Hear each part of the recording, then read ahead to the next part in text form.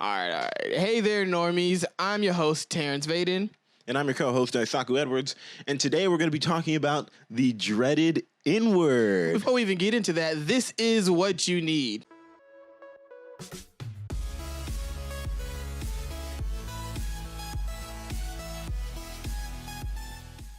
And like Daisaku said, today we're going to be talking about the controversial word, the N-word, something that has... You're just repeating what I said. I know, but I'm going to continue. You know what I'm saying? It keeps popping up all over media, social media. Trolls use it. Movie stars use it and ruin careers. YouTubers use it in Sweden. And more than anyone, our people use it. Okay. But before we get wild, we're going to go ahead and introduce today's special guest, Devon Lee. He is the Director of Inclusion and Diversity at Touro University. Hey, I didn't mess it up this time. But I'm going to let him do the rest of the intro because I kind of started it. My bad. He didn't leave you with much to work with. No need to follow up on that. You said everything that they need to know. But let's go ahead and get straight into the conversation. All right, let's do this. Cut straight to the mustard. Cut straight to the mustard. That's adopted. Isn't the mustard on the top Just for let it most go. things? Just let it go. Okay. Actually, I went to the DMV today, and they were literally in there making fun of me because I said when I tried to register my car, it was an aggressive day. And they were like, aggressive day? What's that like? I was like, you ever had a day that like didn't do what you wanted? Like it was like attacking you? You like had to like do a whole bunch of stuff that made you upset or like bothered you? They were like, yes, like that's an aggressive day. They were like, oh yeah, well let's get your registration done so you don't have any more of those aggressive days. And I was like, well, they're not all centered around registration, so I don't think this is going to fix it. Like, this is getting aggressive. Starting to make my day aggressive. And then they were like, well, kids, word of the day is aggressive. I was like, yeah, it's an aggressive day now. Thanks. Wow. No, it's an assertive day. I mean, those are more accurate than a bad day because bad is, what, subjective, right? Fair. So, I mean... A lot of bad people see a lot of good in themselves, but that's a whole nother conversation, perhaps for next month. Exactly. This conversation is about the N-word, so we're going to get into it right now. So, I think the biggest problem with this word is less of is it racist, but more should only black people be able to use it? Should everybody be able to use it, or should nobody be able to use it? Those are the biggest arguments. A lot of people think black people should be able to use it because it's somehow empowering to us, and we took the word away from them, and now it is the word that we use to, lift our people up and prove that we are free of the subjugation that we were once held captive by. So those are the main arguments. That's the main argument for that case. Yeah, for against it. Yeah. But then a lot of people say, that it's one of those like slurs and words like that shouldn't matter, and that making them so significant in that they're looking at their history, but making them so significant gives them the power. Right. Fair. Yeah. And go ahead. Oh, I was gonna say, and that there's people made the case that they're all the same, that they all have history behind them, and that choosing to make some of them more or hold a higher level of offensiveness is totally subjective and on the part of society, kind of reinforcing the fact that it's a bad or worse than referring to a Japanese person as a zipperhead or referring to a Jewish person as a kike or something of that sort. Mm-hmm. Yeah. So, I think to begin, it would be important to recognize that, as you said, words do have history and historical implications, but at the same time, there is a contemporary history of reclaiming similar words. And in terms of the controversy with the N-word, we don't necessarily have these type of conversations with the B-word. In that sense, it's always offensive when a man uses that word to describe a woman. Always offensive. But when a woman uses it to describe another woman, it's not nearly as offensive. Because it's a there term is of endearment. A term of endearment, it's a term of solidarity, or it could be a descriptive term that may be offensive, but not necessarily oppressive. Right. And I think it is that distance between offense and oppression that needs to be further explored when we get to the controversy around the N-word, because I think the popular usage in hip-hop creates an opportunity for a false equivalence, i.e., if J. Cole says it, then, Sam Smith should be able to say it too. And no Nicolas one Cage. should complain because, hey, it's just a word, and sticks and stones may break my bones, but words may never hurt me. But the fact of the matter is that the creation of the word came out of a racialized context. It was used to describe a disempowered person. It was used to describe a person who fit within a white supremacist structure. And however, it was reclaimed as a word of endearment. It was a word of collective recognition of a common struggle. It was a word to create solidarity. It was like, yo, my N, we good? We good. But at the same time, it can also be used as N-words right there. They always blah, blah, blah, blah, blah, blah. But in any case, it was something that, as a reference, created an opportunity of connection. Whether that connection was good or bad, for Black people, it was a descriptive term used for something that was communal. And it was something that no matter what context it was used in, it was something that we could, in some sense, recognize. But then when we say that, oh, well, everyone should use it, it undermines the reality that everyone is not equal. Right. And I think the crux of the argument that, well, no one should use that is a bad word that hurts people, is typically a perspective of the Black bourgeoisie, the middle and upper class Black folk who may see themselves as in a position to not be a part of the negative stereotyping of underclass Black people. So in that sense, we do have a class division within the Black community that is very much intrinsic to the conflict of this word. Granted, it doesn't necessarily mean to say that lower class Black folks are all for the word. That's not the case, because there is a great flow between lower and upper class people, but it is a value system that attempts to claim authority over how the community is represented. So there are a number of, I think, intersecting issues within the conflict that makes this a quote-unquote controversial word that I think is a huge part of this conversation. I agree. I mean, like you brought up the B word. It's one of those things, like, it's kind of confusing. It can be a term. It can be used as a term of endearment. It can be used as a term for oppression. It can be used offensively. It just makes you wonder, how do you, I guess, strip a word like that of its negative power? Or can you?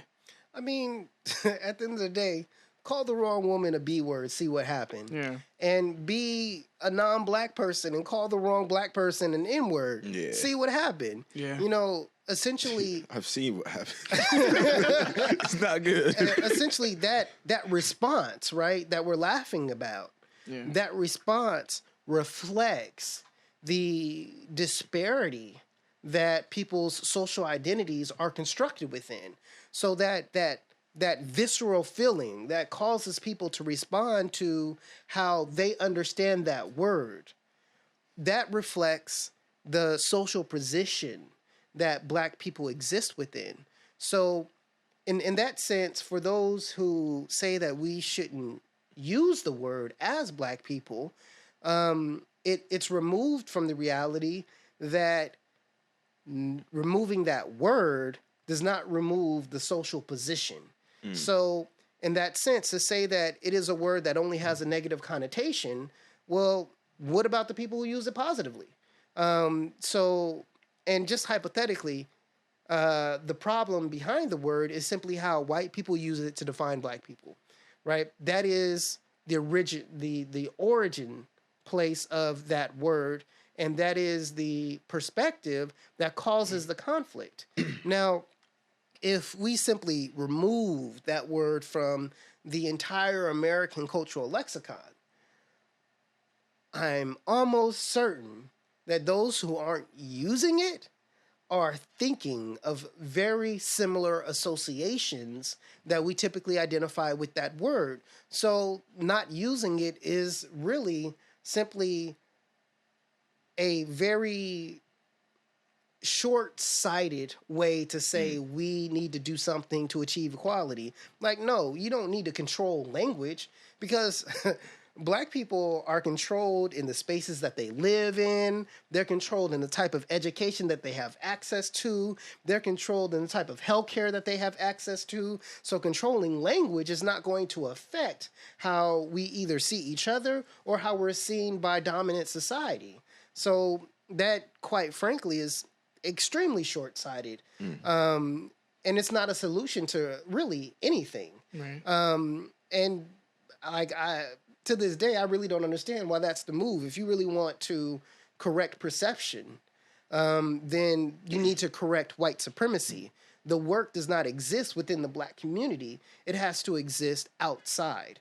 And that means, in some sense, making white folks accountable to the way in which white supremacy shapes their framework and the way in which they see non-white people. And it also reflects simply what Black people need to do to empower their own community and develop affirming relationships with people who are similarly situated. Because Michael Eric Dyson, in a similar conversation, said that essentially removing the word from our language will ultimately disconnect us from our common struggle with people who are similarly situated around the world that can claim an international niggerdom. And I love it when people do that. They add that to, like, I think we have a Snapchat group. Me, Terrence, and a few other friends. It's called Niggatry. Yeah, it's just honestly just funny memes and junk like that. And then who else did that? Cat Williams did one too. What was his? I can't remember it. I'm over it. I think it was our Snapchat group name. Is that where we got it from? Or Economics. Somebody came up with that. What do you guys think about when people try and use the N-word or try and find I guess positive meanings, or I don't know if the word would be derivatives, but like I was on Facebook a little while ago and somebody said that the N-word was originally something else. It was like Niger or something like that, and it was like an African term for a king. Oh, niggas. Yeah. It didn't originate from Negro? From the Spanish term Negro? So niggas is, I think, a very, very interesting derivative or intervention. I think intervention to the contemporary use of the N-word. Because the reality is that niggas represents our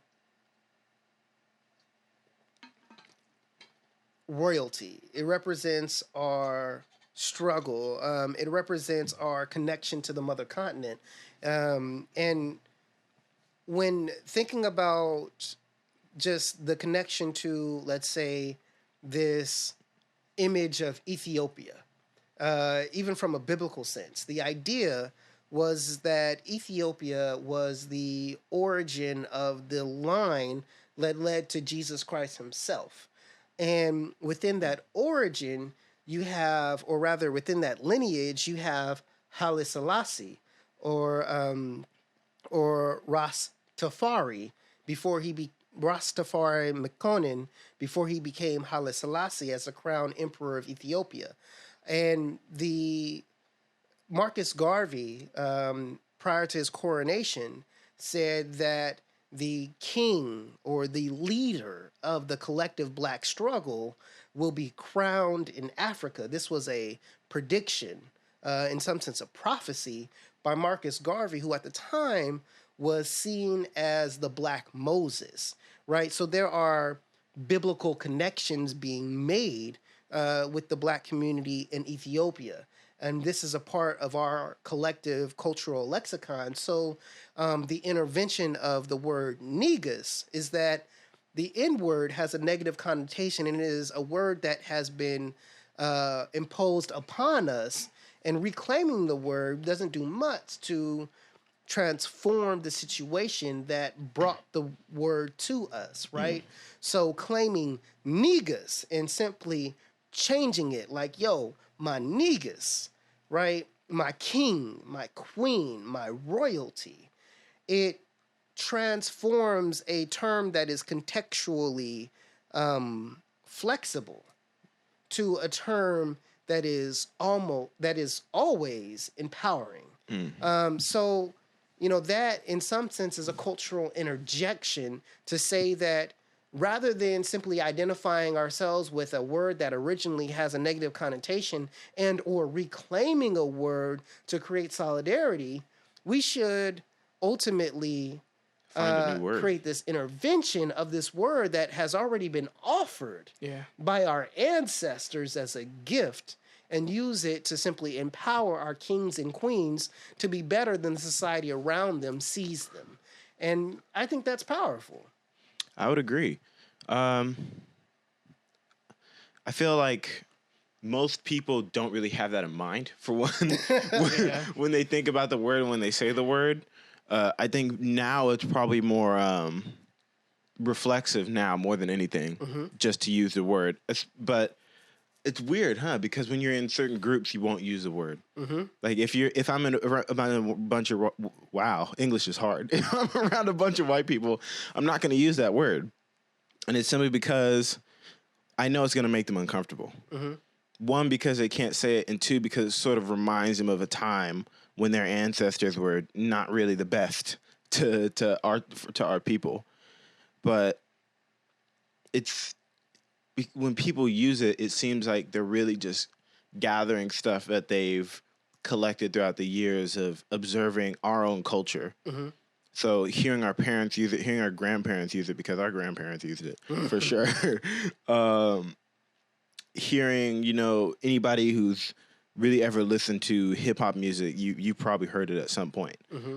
But I think it's strange because we become comfortable with when other people say it that aren't white. So if you're Mexican, I've heard plenty of Mexican people say it, and people have been fine. I've heard Filipino people say it, people have been fine.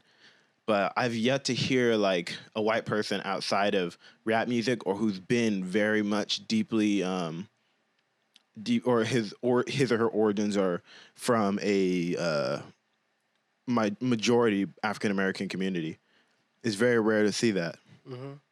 I feel like it's generally it's that Caucasian person or it's those people who are like around a lot of black people who are really progressive. So they're like, I don't care. Like me, I honestly, for the most part, don't care. I mean, don't hard R me, because I know that. Don't hard R. Because if you hard R, I mean, most of the time when you use that term, like I was thinking about that just a second ago, how I do like the changing it to the term like negus or something like that, because in all honesty, the fact that there are two separate words, there's iga and then there's hard R, the fact that there are means that we as a people or just as a society recognize that the N-word is not a good word. So we're like, let's tweak it a little bit. Igas.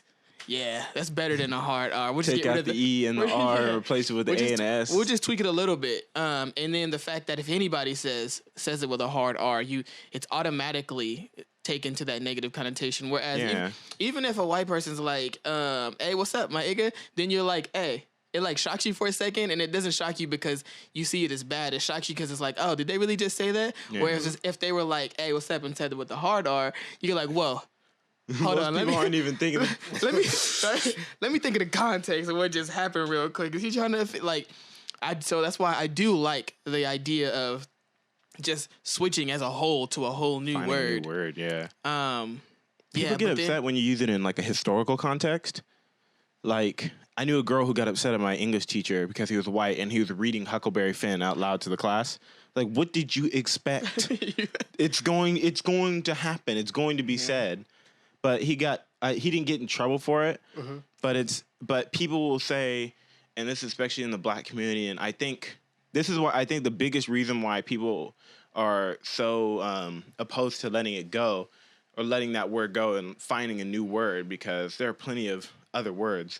I'm sure this is an original idea to find a new word, but I think a big part of the reason why it's not wanting to get, or people aren't wanting to let it go, is because it grants them a certain amount of power over in one very small area that they can do a lot with. Like I said, my history teacher using it in reading Huckleberry Finn, he was classified as a racist because he decided to read the text properly. He said every other word, but that one word, there were many other words used in there that held, that were like, I guess would be today considered prejudice and offensive. But it's not like he didn't talk to me or talk to me less than they did the other students. I was one of his favorite students in that class. The other favorite student in that class, I think, was African American or Mexican as well. So it had nothing to do with that. But a lot of the times, people just automatically label you as a racist to sort of silence you and shut you down, so that they can somehow exert some sort of power over the situation. That's really unnecessary. Well, so as someone who has taught for about a decade, I've learned that when dealing with controversial topics, it's important to prepare students for that. And you prime your class by developing their capacity to understand the context historically or socially that the controversy around whatever topic, whatever content comes out of.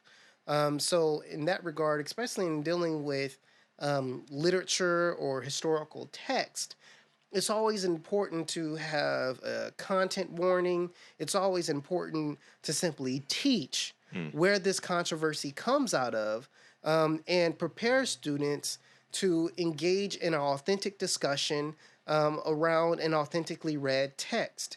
When that doesn't happen, then what those people do then is, in some sense, reproduce the same values that, in some sense, escalates the controversy around whatever content there is.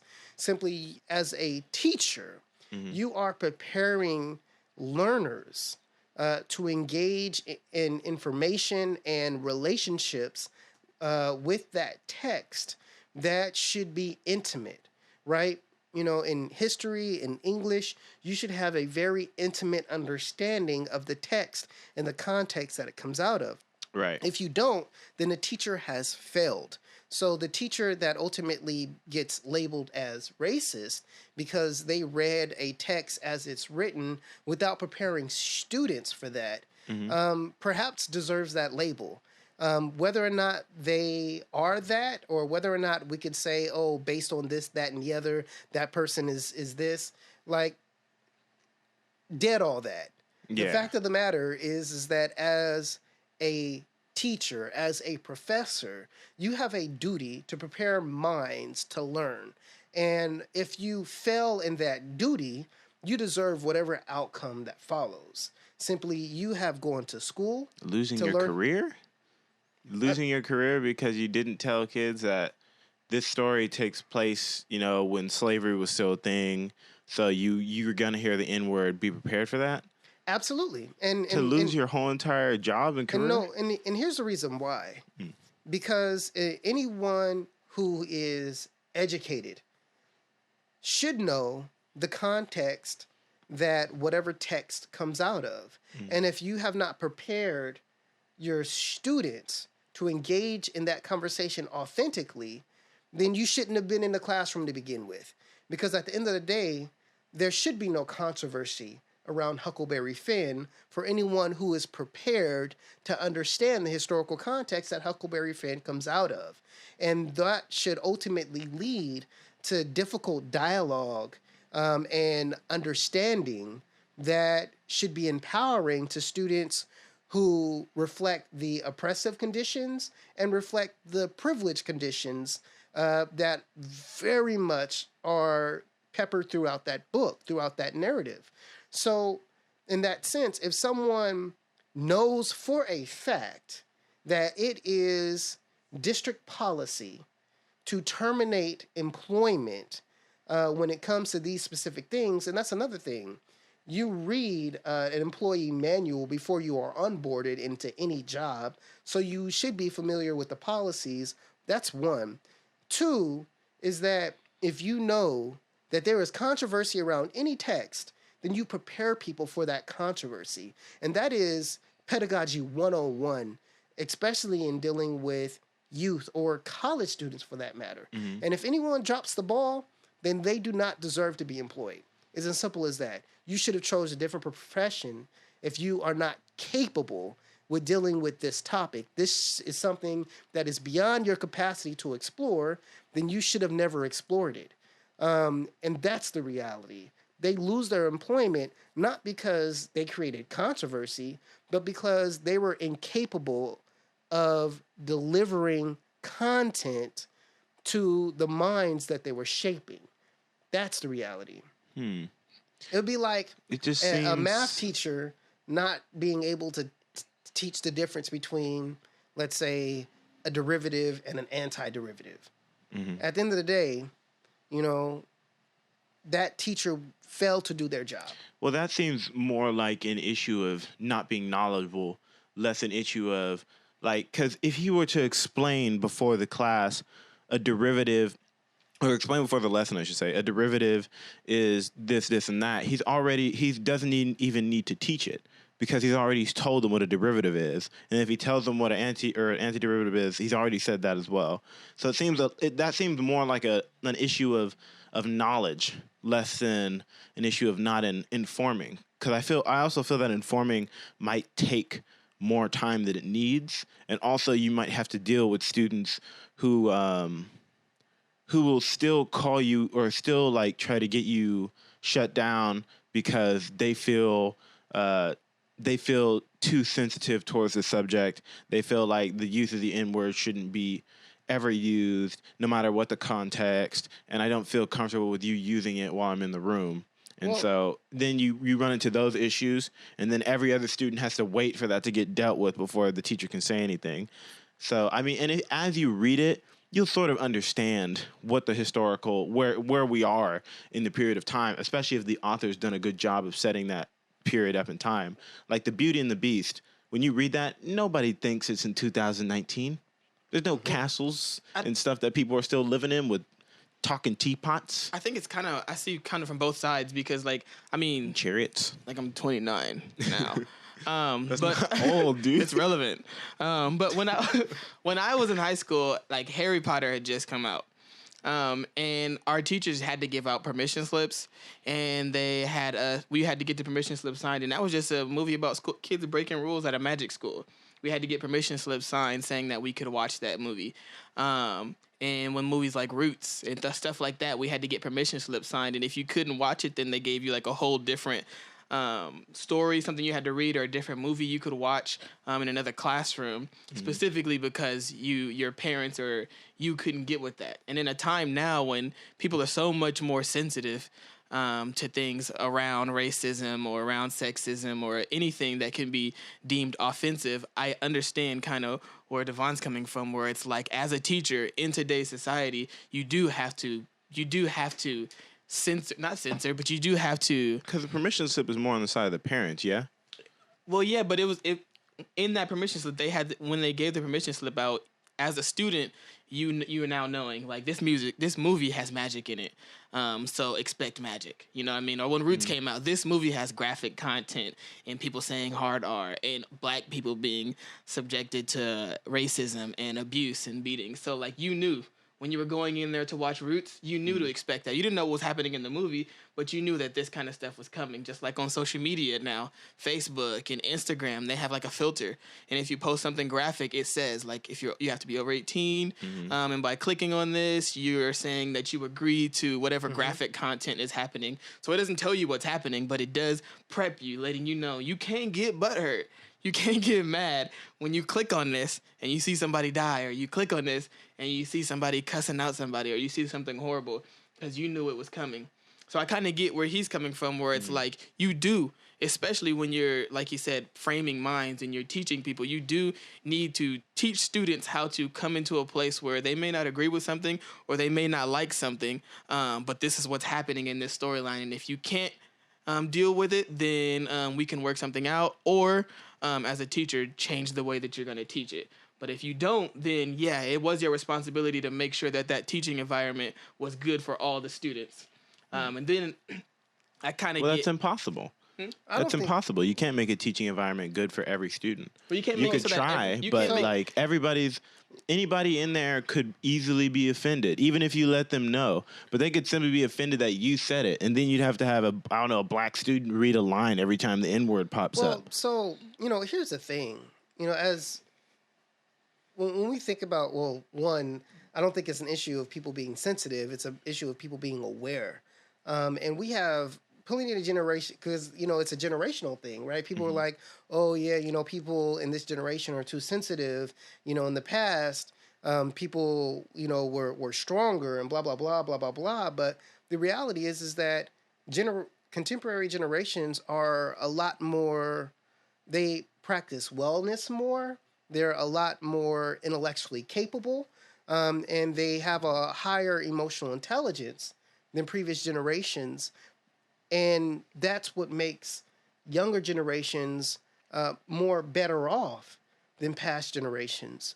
So we have to adapt the educational environment for contemporary learners. So to be stuck in the past means to reproduce the same type of traumatic experiences that came before contemporary generations. So it's not a matter of, we need to be more sensitive, but rather we need to be in line with the potential for learning that these new generations are more capable of than the generations that came before them. First off, and secondly, the reality is that it is a teacher's job, like literal job, to expand the capacity of students to learn. And it's not just learning how to read, but learning how to put a narrative into historical, social, and political context, and to think very critically about that. This is something that generations that came before us did not have to do, because they didn't live in the infotech era that we now exist within. They didn't live in a world that was critical of history. They simply believed what they were taught and had no questions. And the ones who did have questions were labeled rebels, were labeled activists, and were targeted by the authoritarian administration that, in some sense, our ancestors fought against. So this contemporary reality of quote-unquote sensitivity is a reflection of people fighting for us to be able to think critically and to be open about the things that are harmful and toxic to the contemporary environment around us. So in that sense, to be a teacher in this environment requires not necessarily the traditional type of learning that preceded it. In that sense, when we have text that reflects traditional value systems that very much shape the America that we live in today, it's important to build students' capacity to understand that. And if you can't, you simply failed as a teacher. Like, there's no way around that. And the reality is that a good portion of our teachers are failing our youths because they are incapable of developing a capacity to create a courageous and a brave learning environment. And that's the reality that we're in. I don't know. It just doesn't, because to say that they're more aware, in some sense that's true. But I think only in the sense that they're more aware of when somebody makes a mistake or says something that they don't like. And the only reason I say that it might be a sensitivity issue is because they'll just want a teacher fired for saying the word in which he or she is trying to educate them about, like you said, the political and historical context of the story. If we tried to at the same time cater to the new generations and their thought process, while at the same time trying to expand the way they see things and expand their minds, then it becomes that's kind of sort of a contradictory process. But there isn't a lot of stories that can portray, or really there aren't really any stories that can portray the past histories and struggles of African American people better than books like Huckleberry Finn that will use that word kind of liberally.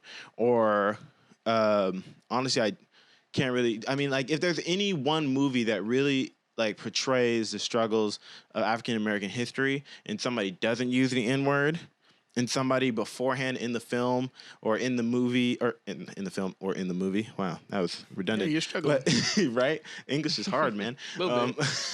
But if somebody, I'd be surprised if there was some sort of film or book or text that didn't have those words in there and didn't beforehand say, okay, everybody reading this book, the N word is going to pop up.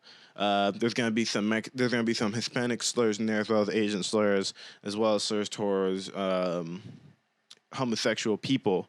Because I bet if you did that, people would leave, because people don't want to be uncomfortable, which is not the right thing to cater to. I understand that people who say, they're being too sensitive, you're right. That is coming from a more older perspective, and really their assessment of it is really, I wouldn't say that they were stronger back then. More that, like you said, because of the times, they really had to be that way. It wasn't that they were stronger and the M word didn't bother them. It was probably more that even if it did, they really couldn't say anything. Mm-hmm. And that was a part of their trauma. That was a part of their collective trauma. But a lot of the times, that's not a part of a lot of people today's trauma, especially like me, who went to Vanden. Mm-hmm. Like, a lot of the people who were complaining were white. They weren't even black. And black people were saying, yeah, we don't really care. It's a book. He's reading off the book. If he would go like this, and I think this is funny, if he started reading the book and as soon as it came to the N word, looked at me and then said it, and then went back to the book and started reading, then I'd be like, okay, what's going on here? But he's reading the book. We've already been a few chapters in. We've made it clear that this character is a slave. There shouldn't be any more context necessary to let you know that at some point somebody might call him the N-word. Out of curiosity, did that teacher prime the class with a conversation about race relations within that historical context? I honestly am not sure. To be honest, he might have. Like, did he talk about white supremacy? Did he talk about? I don't think so. I'm fairly sure he talked about the story Huckleberry Finn was about. Huckleberry Finn, who went on a journey after his father had died, and he ran away from his aunt's house or something. I don't remember, but he ran away with his slave, and I don't remember if he explained with a slave, not his slave. But yeah. If that's the case, then he didn't introduce a historical context.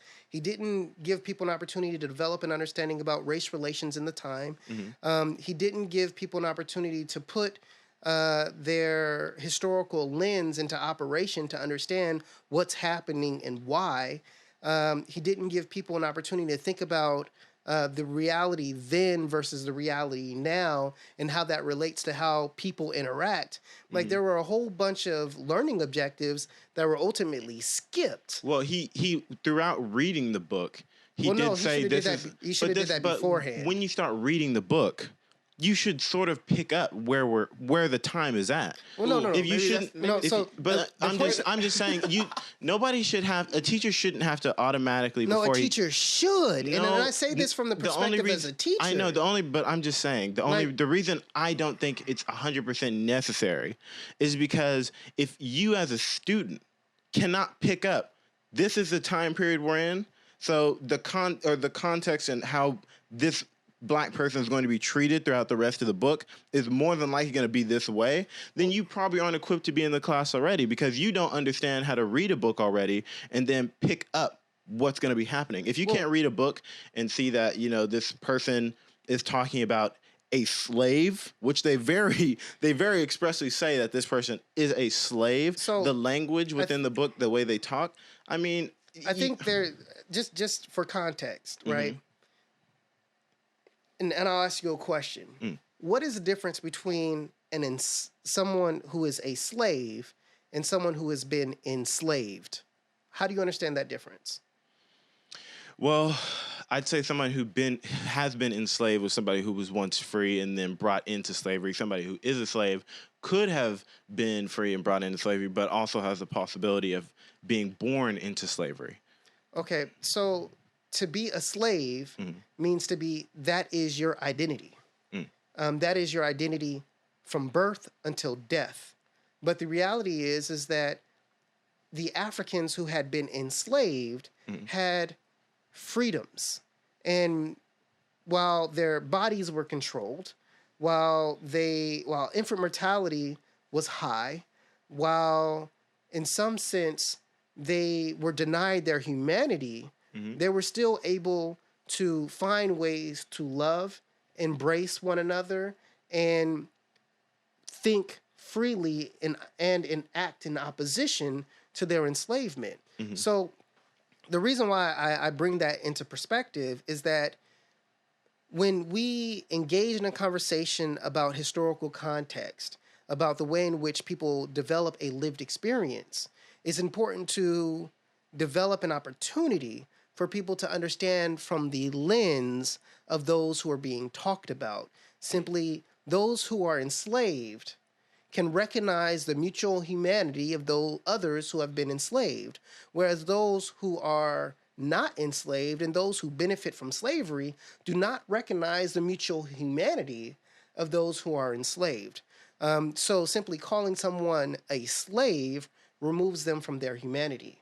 Referring to someone, a person who is enslaved, then reflects their humanity and the condition in which they're in. My point is, which they do refer to in the book later on. Yeah. My point is that teacher missed a learning opportunity to build students' capacity to better understand the story. Now, while they can understand, oh, this is something in the past, this person was enslaved, things are different now, there is a limit to how well they can understand that story because they were not primed to think about it in a very critical way. They were simply primed to read a narrative and understand the narrative as it is from their lens of how they see it rather than historical context that it arose out of.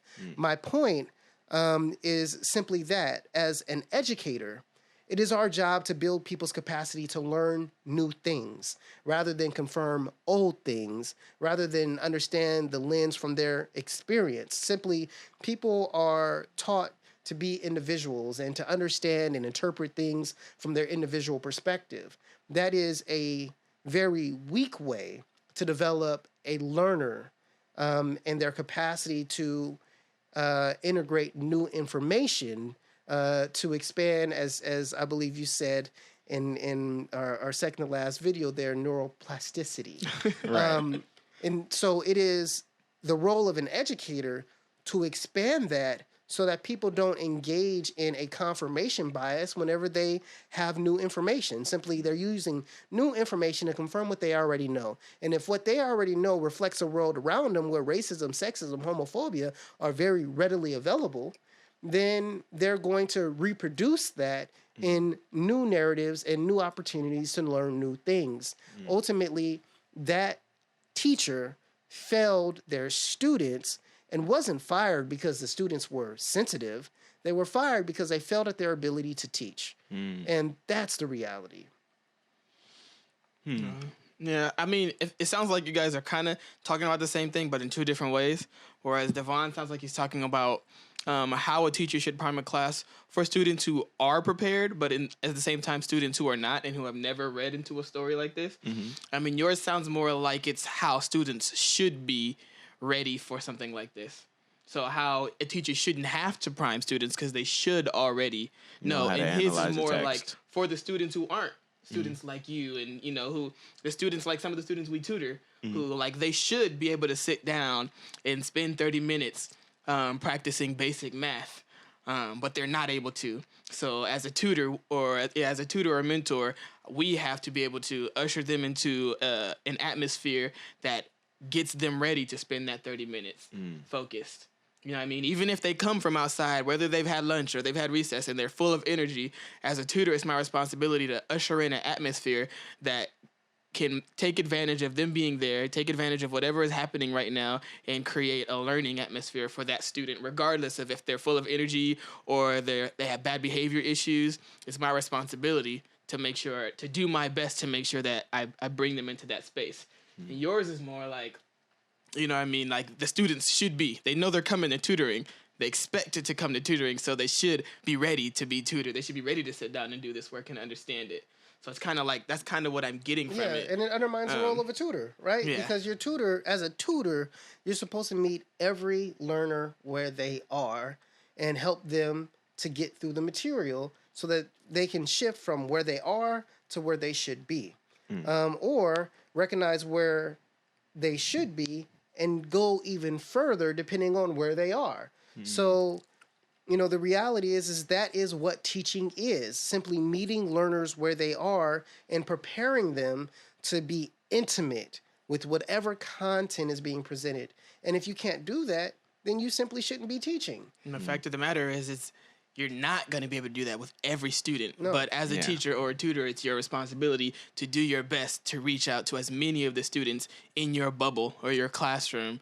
And then if you feel like you can't reach them, to change the way that you work with that student, which is why you see in movies, TV shows, and in other classrooms, teachers asking students to stay behind, or they're trying to integrate different programs in schools now where students sit behind and they'll talk to a teacher. Or I know at Caliber, they have a program where students stay after school and they sit with a teacher and work on homework because they can tell the students are struggling so that they can figure out how to work with that student. And they have like IEPs in schools now who specifically try to figure out plans to work with students who are struggling in areas that, as teachers and using the curriculum the school gives you, expects those students to be able to focus. We got a little derailed today. A little bit though. A little bit. Going, right? But it was a good... Huh? We're going to keep going though, right? Nah. Come on, guys. Let's do it. There will be a next time. Yes, there will. The issue is N-word part 2. Next time we should probably talk about white supremacy. Yeah, something like that. Because we have New Zealand. We have I want to go there so bad. People, in some sense, borrowing from the same language, the same ideology, and reproducing the same outcomes that we see in America. So now we have a global discourse of white supremacy that affects Muslims, it affects Jewish folks, it affects our politics, and it is something that we don't talk about enough. And it's very much related to the N-word and the context that it comes out of and the context in which we understand it. What, Australian people call New Zealanders Kiwis? Not familiar. They call them Kiwis. But in any case, it's always a good practice to admit your ignorance on certain topics. But personally, I would love for us to have an in-depth conversation on white supremacy. Yeah, I'm down. Especially considering the contemporary impacts that we're having, and not to say that it is just a reflection of terrorism. Like, we can find white supremacy in educational curricula. We can find white supremacy in public policy.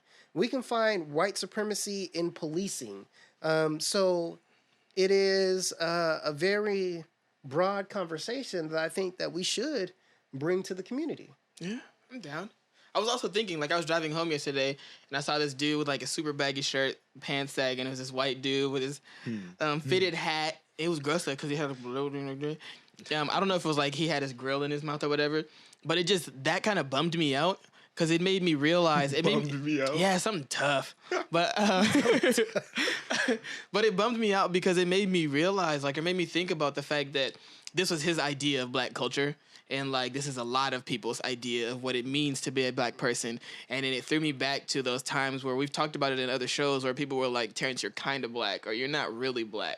You know what I mean? So I think that'd be a good show to talk about just the idea, or what does it mean to be black? What do other people see as what is other races' idea of black culture? So we may need another guest. And then also, what is black culture as three African American people who have lived through it, and looking at our hair, have all experienced it differently. Oh, dude, this is actually like super because it's like it's because it's like beard and hair, no beard, hair. One day you'll grow up. Nah, man, it's not happening. I'm 19. It's too late. It's game over. But those would be, I do feel like that would be an interesting show. Those would be two interesting shows, kind of talking about what are other people's idea of what Black culture is, and then another one, I'm talking about what is Black culture to us, as three people who have probably experienced it in different ways. Mm-hmm. Yeah, agreed. That's gonna sound dope. We'll figure it out. Yeah, for sure. Thanks everybody who tuned in today. This has been What You Need. I'm your host, Terrence. I'm your co-host, Daisaku Edwards. And here's our guest. Guest, Devon Lee. Thanks again. We'll see you guys next week. See you later, my negus. What the heck?